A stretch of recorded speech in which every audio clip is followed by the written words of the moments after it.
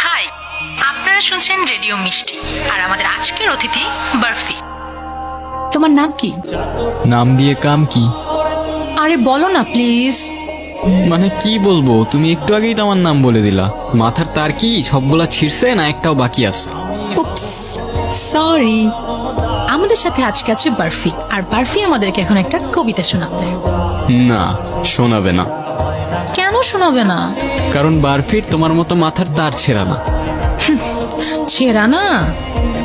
মানে ছেঁড়া একটুখানি। আচ্ছা শোনাও না একটা। আচ্ছা দাঁড়াও 1 মিনিট।